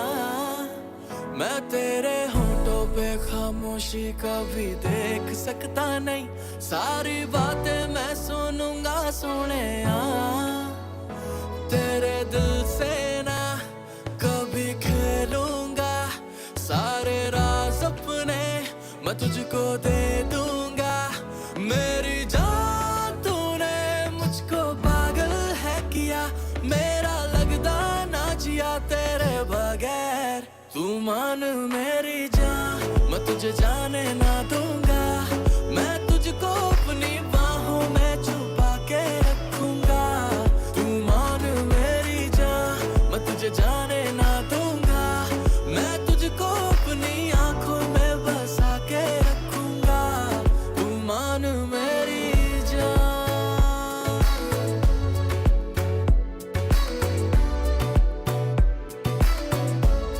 तू मान मेरी जान,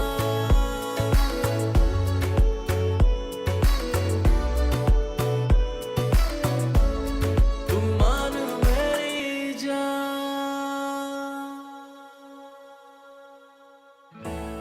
मैं साया बन के साथ तेरे रहना 24 घंटे, मैं रहना 24 घंटे। मैं आंखों से चुरा लूं जाना तेरे जो भी गम थे, हाय तेरे जो भी गम थे। मेरी बाहों में आके तू जाना नहीं, ऐसी रब से मैं मांगू दुआ। तेरे दिल से ना कभी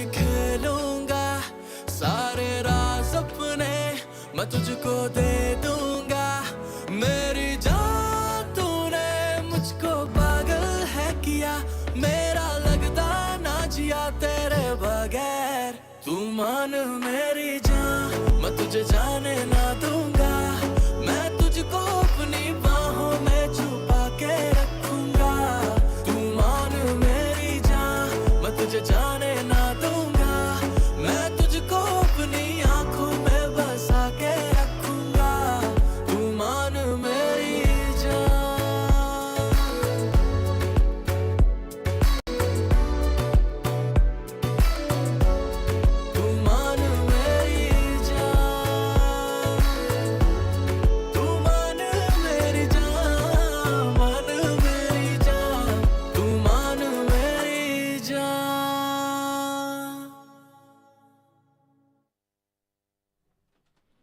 So that was Man Mary Jan by King, and you can find that on Spotify and YouTube. That song was released as a single just yesterday. And the video is worth checking out because it's like a little mini Bollywood love story film of its own. And the message in the song is that if you stay with me, I'll be really, really happy and I will always be loyal to you, but I'm not going to make you stay. And even if there's any problems, I'm going to be by your side 24/7 helping solve them. Nice. So that's kind of essentially what the song is about. And that kind of leads me to the fact that I wanted to ask a little bit more about you meeting your wife. And I guess one of my questions is, and this is, you don't have to necessarily remember, because I know you've been married for a while now, so you don't necessarily have to remember and cast your mind back all the way to the questions you asked her at the time. But what would you say are some of the key questions to ask somebody you're interested in and having a relationship with and getting to know? That's actually a good question. I think sometimes it's different for different people. Because everyone's in different stages in their life, even if they are on a online dating platform searching for love. I felt I needed to be as intentional and open about the position in life I was in my search, because I wasn't a 21-year-old looking for love. I was how old was I? I think I was approaching 40. I'm actually an old dinosaur, and I was approaching 40. And so my search was very much a search for a wife. It wasn't just for a girlfriend or a date or a love interest. I was looking for someone who I could see as having the potential, after a period of obviously courting and dating, the potential of being someone that I would marry. And so I felt my questions were, obviously they weren't scary, like are you wife material? That's just gonna freak people out. But my questions are more. What's your CV, your credentials, and then ticking boxes? Exactly. It's so difficult, isn't it? Yeah, you kind of got to be responsive more than just kind of inquisitive. You got to be able to respond to the person's questions. So I responded to my now wife's questions, which I can't always remember them. I'm sure I've got the chat as somewhere in my digital archive. But I'm sure that a lot of it was just being transparent, being honest, being genuine as possible, and just being intentional rather than deceptive, trying to hide, trying to be... I guess even before, I obviously met my wife before I had the idea for QCast, but even back then, I was trying to demonstrate the ethos of QCast by being as transparent with the responses to her questions so that she was able to see that there was trust worthy of being given to me, and also my questions weren't too triggering or deep or intrusive. They were hopefully as polite and courteous, so as to ensure that I informed her that I wasn't being a creep. Long and short of it. So how to come across in your questions and responses as having genuine intentions. Yeah. And serious intentions. Serious intentions, exactly. This is not you. Like you said, a 21-year-old maybe just looking for somebody to offense hang out to with. The 21-year-olds, yeah, by the way. But they're in a different stage of life.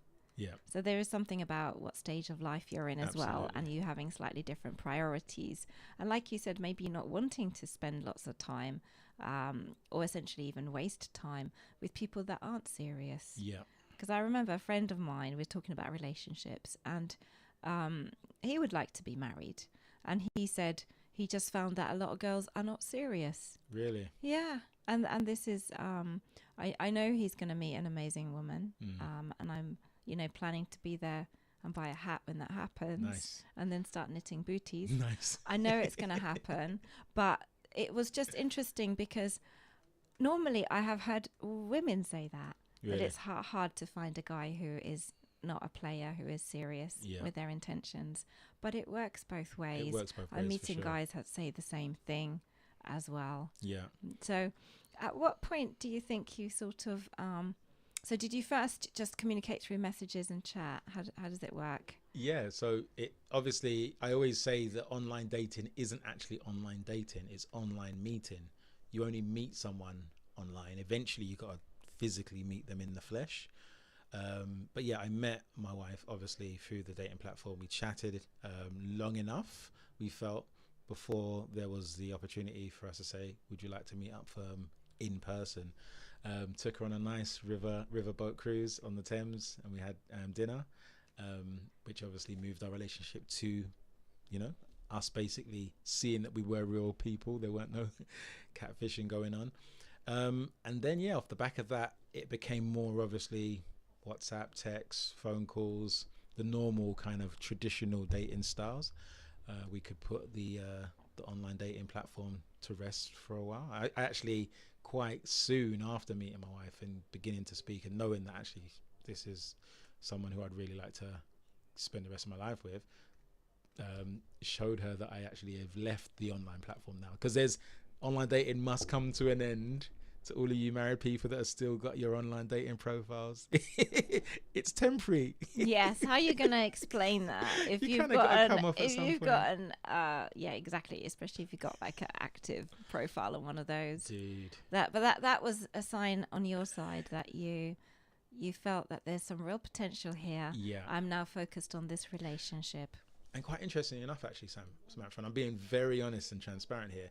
So obviously sometimes you can, and I'm being very honest, you can have conversations with multiple people at the same time because you don't know which one's the serious one. And obviously I think you need to be honest in those conversations. And the time that I knew that the woman who would be my wife, I actually was beginning to fall for her, I made it known to, I think, 2 other individuals who I was speaking to that actually I'm going to take a pause. I'm going to step off of the social media platform. I won't meet you in person. And you know that they actually were really thankful to me, because they were like, I've had guys actually just start a new relationship and then still speak to me, thinking that it was leading me on. But I felt like, and it's a difficult and awkward conversation to have, but if there has to be a cutoff point, it's better than lying and deceiving an individual that you're serious when you're not really. So that's also a difficult thing to have. I agree, because like you said, until you've sussed out a person enough to know, are they serious? Are they who they say they are? Which is really difficult to verify until you meet them in person and start to see how they perhaps act and react around other people as well as yourself. Yeah, that point, you might have multiple conversations going on with individuals, and to be transparent and honest enough to not continue those conversations. If it looks like, right, things are definitely developing with one person, we're meeting up in person now, it's become dating, not just meeting. And then to be honest about it. And I agree, because again, otherwise you're wasting their time. You absolutely. So I think the principle, well, I always like to, where necessary and where possible, pull in some real universal truths, some real principles for living. And one is really and truly just treating others as you would like to be treated. Absolutely. And I think that rule applies for everything, really. But especially in these kind of situations, yes, it's better to just be honest and transparent, even if there is the risk of a hurt feeling. But at least people know where they stand. It's the most important thing, isn't it? It is. Well, you know what? I am so happy to hear of a success story. There are others. Thank you. I think sometimes from friends' experiences you hear maybe some of the worst of it, not the best of it, but there are all kinds of people online. Mm-hmm. There's the ones that have good, honest, decent intentions of meeting that love of their life, and then there's others who there because they're bored with their missus or bored with their husband and looking for some excitement on the side. And then it's being able to tell the difference of who is genuine, who isn't. And that's the challenge, I think, of life increasingly being lived through technology. Absolutely. And there's need, as you're saying this, actually, there's need for a lie detector test that could be integrated into some of these online platforms. Imagine that. Well, if there's technology now that can record your voice, there's technology that can sense things like your body temperature, your heart rate, all kinds of things. Well, a lot of my tech is now fingerprints. I did like the thing about QCast that a face is a bit like a fingerprint as well. It's quite hard to fake a face, isn't it? People are quite unique in their looks. Interesting. So there's a lot of applications, and it's been really interesting to talk about this with you, Shabazz. Thank you so much for coming in.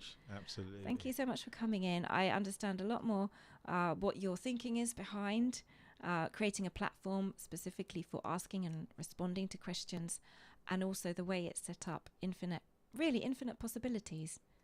I think we've almost listed them in this program. So if you listen to this whole thing, if you wanted to heavily invest into the QCast technology, you can contact me first, and I will introduce you to Shabazz. Okay. I love that. I love Do you like that? Yeah, that's a good question to ask. So Just to say that people can download it. It's available both on the Apple Store and on the Google Play Store. You can go to qcast.io, that's qcast.io /download to get your links to download it. And I look forward to seeing you on QCast for sure. Lovely. So check out QCast app. Thank you so much, Shabazz. Thank you. And just to sort of see us out, I'm going to play a song I like because it's got a really nice beat to it. And it is kind of a love story, actually. So here goes. You can go to Ladies and gents, turn up your sound system to the sound of Carlos Santana in the GMB Ghetto and Blues from the refugee camp. Maria, Maria, she remind me of a West Side Story, growing up in Spanish Harlem. She living a life just like a movie star.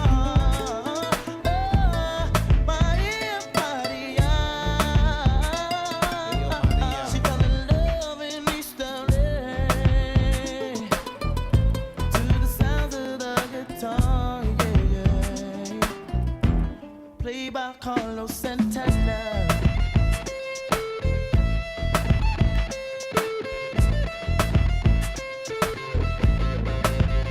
Stop the looting, stop the shooting, pickpocketing on the corner. See, as the rich is getting richer, the poor is getting poorer. See me and Maria on the corner, thinking of ways to make it better.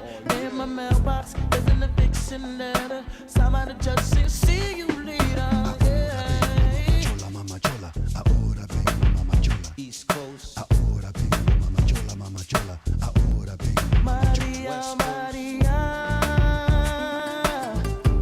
She remind me of a West Side Story, growing up in Spanish Harlem. She living the life just like a movie star. Maria, Maria. She fell in love in East LA. I said it to the sound of the guitar, played by Carlos Santana.